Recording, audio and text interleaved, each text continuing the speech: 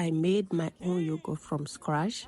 I pour a bottle of milk in a pot. I let it boil. After boiling, let it cool off for some time. Once you see the bubble on top of the milk, you know that is okay. Let it cool off.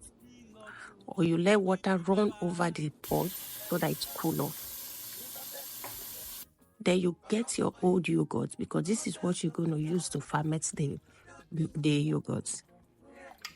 Pour the old yogurt inside the milk and stir it properly. Then cover it with a towel and put it inside a warm place like oven, not so hot, for like 8 hours, 4 hours. Then put it in the fridge. Then the next day, save it like this. Remove the excess water from it. Keep the excess water in case the milk is too thick. When you see that it's too thick, see, this is how I store the milk, the water from the milk. Then when you are mixing the yogurt, the water you kept aside, you can use it to mix it if it's too thick.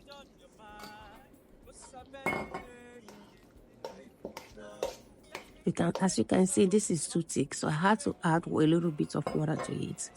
Then you use a mixer. If you don't have a mixer, you can use spoon.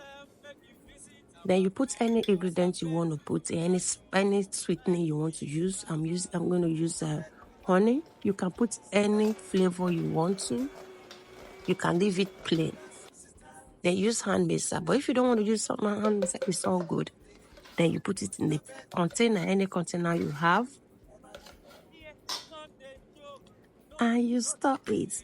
That is it. It's so easy to make. So easy.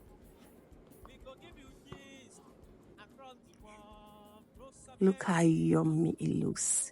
Ciao.